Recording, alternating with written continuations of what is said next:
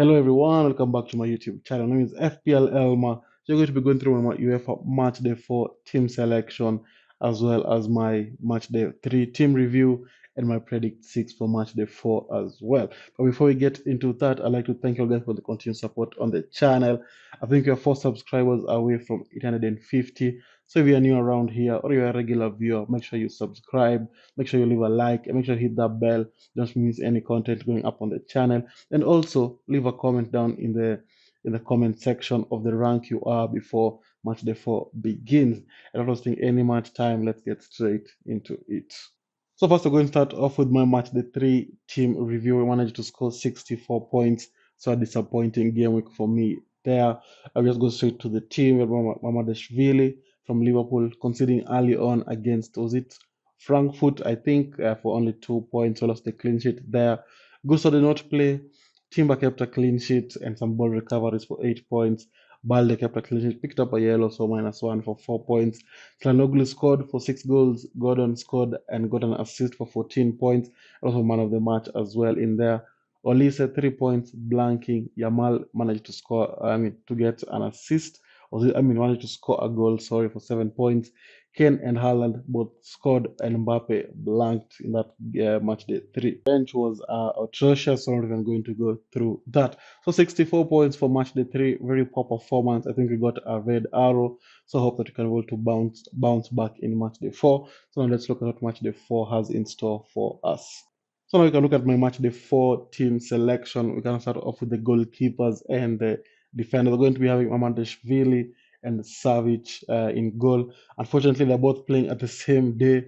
So I think just because of the fixture, I'm going to be starting with Milinkovic instead of I'm going to have Mamardashvili on the bench. Just because they're playing Real Madrid, they've been very poor defensively, and Mbappe is on fire. So I think I'm going to go for Milinkovic instead.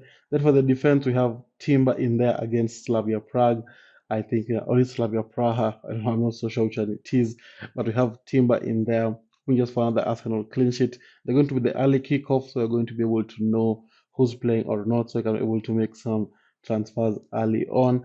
Then we have Balde against Club Brugge. Got an assist today against Elche, so I hope that against Club Brugge can be able to do the same and maybe this time have a goal and maybe keep a clean sheet. But I don't think Barcelona have kept a clean sheet in a very, very long time. So we'll just have to wait and see. But I hope for an attacking return in that fixture from Balde. Then I'm going to be making one transfer from going from De Vrij to Lewis Kelly. If he starts, of course, as I've said, we're going to get in the early team news for Arsenal. So we'll have to see if my Lewis Kelly starts instead of Calafiori. But I think this is a fixture where Ateta might start Lewis Kelly instead of Calafiori and maybe rotate his team a little bit because it's a slightly easier fixture on paper. But with Ateta, you never know. He just likes playing his strong team every match, no matter the opponent. So, but I hope that Skelly will play because it's only 4.5 million. Got a clean sheet last match day. So I hope that Ateta can trust him again and hope he can able to return. Then we have Gusto, Chelsea playing against Karabag. Of course, Gusto did not play in match day 3 because he picked up a red card in the Premier League. So I just think Maresca was punishing him or something like that.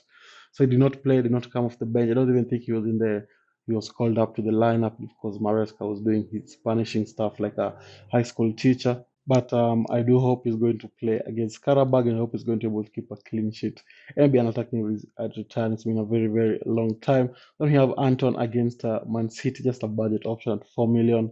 With the form Haaland is in, I don't think he's going to be a clean sheet in that game. So Anton is just going to remain in the bench and just watch the others play because Haaland is on fire. He scored 2 goals today against Bournemouth.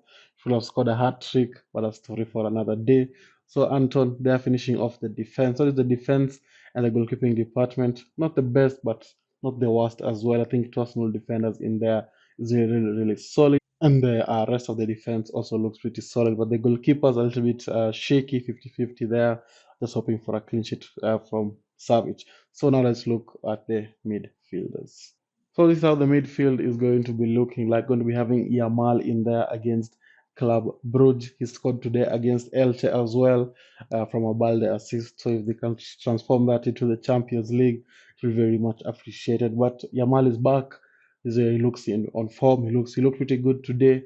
So I'm hoping that against Club Brugge, you can be able to maybe score a hat trick this time instead of only scoring that one goal and be able to have a good performance. And then the next midfielder is going to be Olise against PSG. A tough fixture, but the only positive is that PSG haven't been that good this season in the league, but they've been very good in the Champions League, I must say. But I hope that with the form Bayern Munich are in at the moment, the form Olise is in at the moment, after that game against Bayer Leverkusen, where most of their players were rotated, I think Olise was also rotated, did not play. I think that they're going to be very fit. They're going to be very energetic. It's going to be an interesting game, and I hope that Olise can be able to get an attacking return. Then we have Gordon against Bilbao. Not the best day for Newcastle during the weekend against West Ham. They have looked very poor.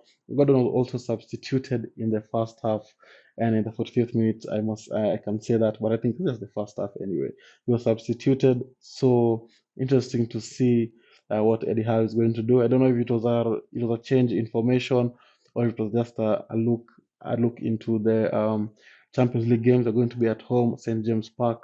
So having Gordon is there, I think, is pivotal, and he's also on pens for Newcastle. So that's another positive, and I hope he's going to perform against Bilbao, who are not a very poor team as well, a very good team. It's going to be an interesting match as well. Then we have Chalanoglu against Kairat. Kairat have been licking goals, conceding goals for fun this season. Although they did play a nil-nil against Pafos, and they looked the better team in that game. But I think against Chalanoglu and Inter, of course, a very different dynamic compared to Paphos, but it's going to be interesting to see whether whether Chivu is going to rotate the Inter Milan squad. He did rotate the team during the weekend against Las Verona, and they almost drew 1-1 to them. So it's going to be interesting to see whether Chalanoglu is going to start or Barella is going to start instead, or yeah, there's a lot of very many players and they do rotate very weirdly, so it's hard to know what's going to happen. But I hope that Chalanoglu is going to play, and I hope that he's going to be able to perform and be a cheeky penalty as well. Then we have Yilmaz as the last defender. Had a very poor match day 3, but he's going to be playing against Ajax, who have been very poor themselves in the Dutch league. So I do hope that Galatasaray and especially Yilmaz is going to have a very good performance. But the reason I have him is just because he's a cheap budget option in that midfield position. So that's the midfield. Looks pretty solid, full of goals and assists. Now let's look at the forward line.